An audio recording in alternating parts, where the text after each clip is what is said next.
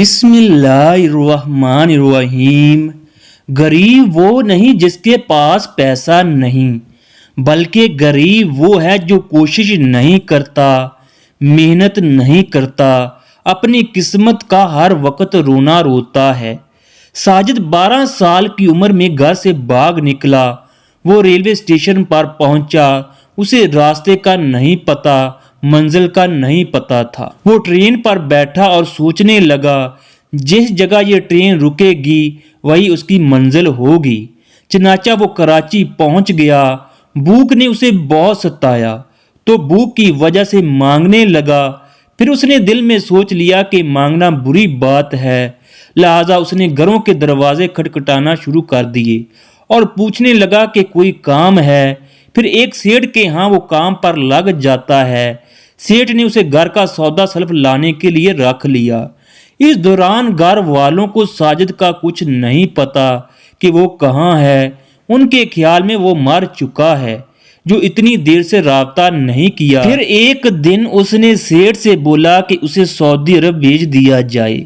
سیٹھ ایک اچھا انسان تھا، لہذا اس نے ساجد کا پاسپورٹ، شناختی کارڈ جعلی طریقے سے بنوائے۔ ساجد 16 سال کی عمر میں 1990 میں سعودی عرب کے لیے روانہ ہو گیا۔ اس نے سعودی عرب جانے کا راستہ اس لیے چنا کیونکہ اس کے گاؤں کے لوگ سعودی عرب سے آتے جاتے رہتے تھے۔ اسے تو صرف ایک ہی ملک کے نام کا پتہ تھا۔ چنانچہ اس نے سعودی عرب پہنچ کر مزدوری کرنا شروع کر دی۔ لوگ 8 گھنٹے کام کرتے تھے، 12 گھنٹے کام کرتے تھے، مگر اس نے 16 گھنٹے کام کیا۔ اگر کسی نے کچرا اٹھانے کے لیے کہا وہ بھی اس نے اٹھایا۔ اس نے اپنے من کو، اپنی میں کو مار دیا۔ پھر اس نے کفیل سے بات کر کے ٹیکسی لے لی۔ اس نے جدہ میں ٹیکسی چلانا شروع کر دی۔ وہ پوری رات جدہ میں ٹیکسی چلاتا، اسی کے اندر سو جاتا۔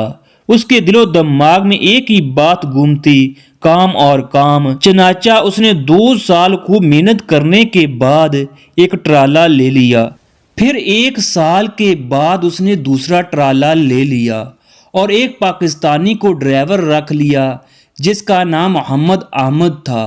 دونوں ٹرالوں سے ساجد نے خوب پیسے کمائے۔ اس کے پاس اچھی خاصی رقم جمع ہو گئی تھی۔ اسے گھر سے نکلے 16 سال کا عرصہ ہو گیا تھا۔ پھر اس کے پاس جو رقم تھی اس نے 3 ٹرالے اور خریدے۔ اس کے پاس ٹوٹل 5 ٹرالے ہو گئے۔ یہ ساجد کی بہت بڑی انویسٹمنٹ تھی۔ ایک ٹرالے سے سعودی عرب میں 50,000 ریال آسانی سے کمایا جا سکتا ہے۔ اس نے 4 سال پھر خوب محنت کی۔ اس دوران اس کو گھر سے نکلے ہوئے 20 سال کا عرصہ ہو گیا۔ اس کی عمر 36 سال کی ہو گئی، لیکن اب وہ پریشان رہنے لگا۔ وہ خود سے بیزار ہو چکا تھا، پیسے اور پیسے سن سن کر تھک چکا تھا۔ اب وہ آرام کرنا چاہتا تھا، لہٰذا اس نے کسی طریقے سے اپنے گھر کا فون نمبر حاصل کیا۔ اب وہ سوچنے لگا کہ 20 سال کے عرصے میں پتہ نہیں کون ابھی تک زندہ ہوگا۔ پھر ہمت کر کے اس نے کال کی۔ آگے سے اس کے بھائی اصغر نے کال ریسیو کی۔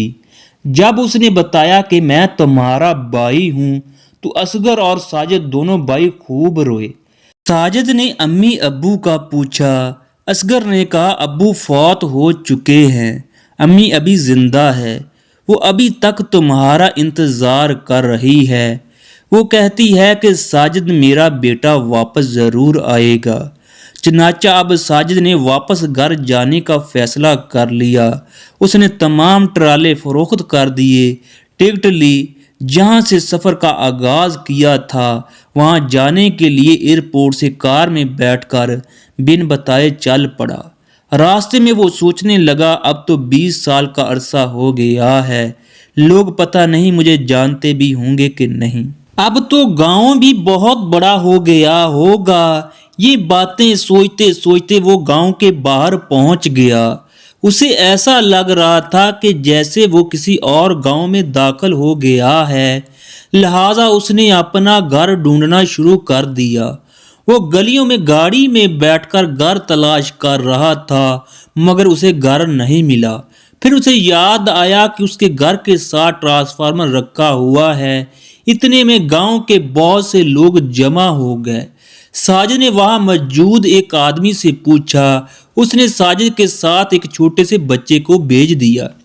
चनाचा साजिद जब घर पहुंचा तो देखा खस्ता हाल दीवारें हैं, दरवाज़ा टूटा हुआ है, हमसायों के साथ जो दीवार है गिरी हुई है, अंदर दो बच्चे बैठे हैं जिन्होंने सिर्फ कमीज पहनी है, जबकि एक बूढ़ी औरत बैठी है जिसको साजिद ने फौरन पहचान लिया कि वो ये इसकी वालिदा है।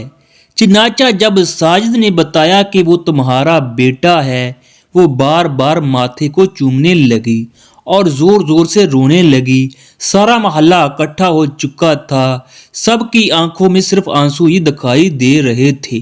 साजिद की माँ आधा घंटा उसके पास बैठी रोती रही। साजिद ने सबसे पहले अपनी वालदा को अल्लाह का घर दिखाया।